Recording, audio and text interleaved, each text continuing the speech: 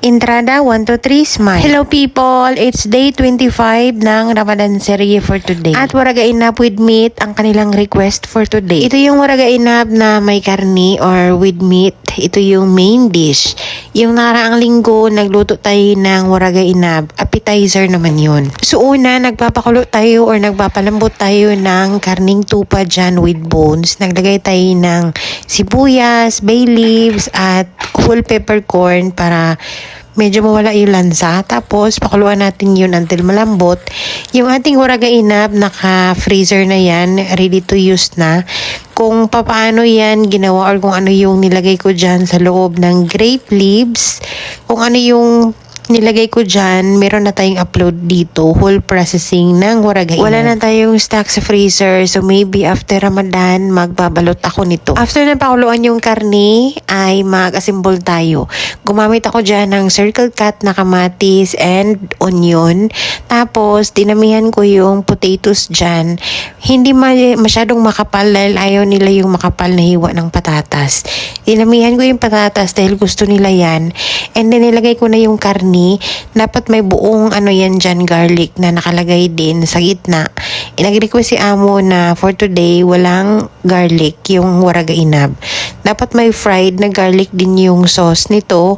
Kaso Ramadan nga, so ayaw nila ng mga may garlic sila. And yung waraga inap natin nakabalot, isalansan nating mabuti para maganda or intact, hindi magbubukahan. And yung broth from meat na pinakuluan natin, kumuha lang ako ng enough para ilagay natin dyan sa sabaw. And meron ako nakaligtaang 2 hiwa ng karne, nilagay ko na lang sa ibabaw. Naglagay tayo ng broth cubes, paminta, asin, and lemon. Gusto ng mga amo dito maasim talaga. Depende na yun sa inyo mag-less kayo ng lemon juice kung gusto nyo ng mild lang yung asim. Naglagay tayo ng asin. Dapat may fried garlic yan na nakalagay dyan. So, yung request nga nila amo na walang garlic for today. Kaya, ayun.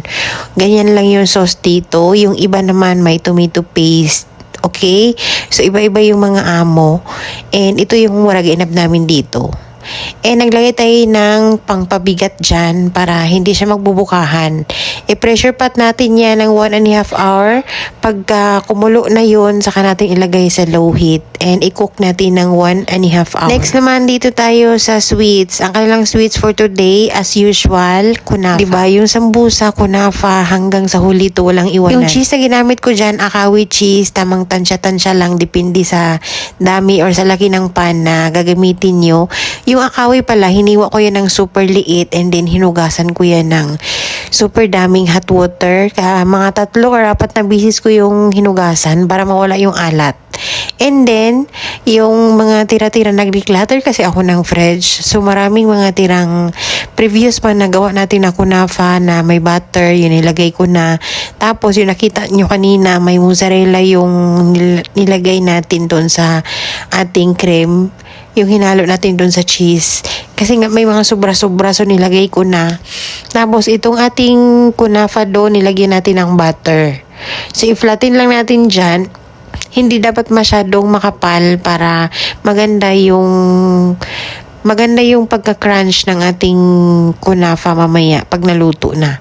And then yun na, i-layered lang natin yung cream, kunafa dough. Tapos, nagtash ako dyan ng cardamom powder at konting sugar, mga 1 teaspoon yun na sugar. Pero kung wala kayong akawi cheese, pwede naman talaga mozzarella cheese. I-bake natin to sa preheated oven na 400 degrees Fahrenheit ng 1 hour or 45 minutes to 1 hour. Ang kanilang soup, very simple lang, Maggi pa din, pero ABC soup. Ito yung favorite ni Basma na soup na lagi niyang nire-request. Bukod doon sa ating chicken vegetable soup na hindi na nila ni-request din mula nung wala na yung bata. I remember Basma nito habang kumakain, hinahanap niya yung letter B, Basma. Naluto na yung ating kunafa, i-flip up natin para maganda yung kanyang itsura sa top. Tingnan nyo, very firm, tapos golden brown. Ganyan, para maganda yung kanyang crunch.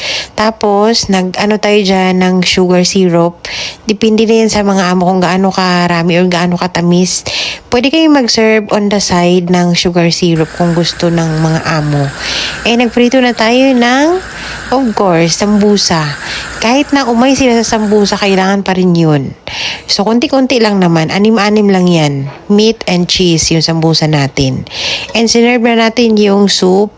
Tapos yung waraga inab, i-separate natin yung soup nito sa isang bowl. Hahanapin pa rin nila yan. Ihigupin or basta kailangan natin din yun i-serve. Tapos ganyan lang yan siya. Ready to serve. And super yummy daw sabi ni Amo. Kunti na yung natira dito. And ito din yung kinain ko. Yung aking apron dyan, natapunan ng yogurt. Pero hindi ko talaga napansin. Huli na nung napansin ko. Pero okay lang yan. Tara, kain tayo. And that's it for today's video. Thank you so much for watching. Kinakain to ng yogurt. Pero yung yogurt dyan, optional naman. Parang ikaw. Mga siyang brown bread. Saan na maghahanap Maliit niya? lang. Parang ganun lang, oh.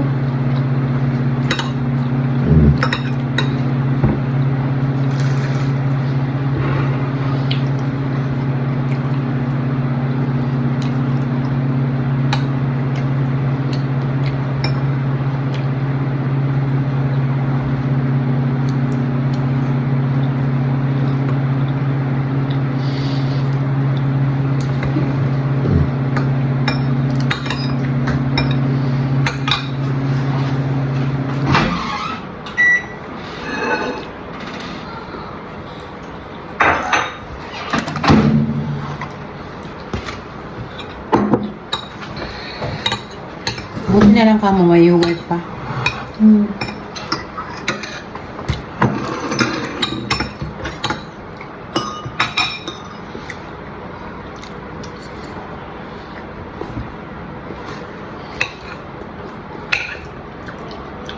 Masarap naman siya, malinamnam.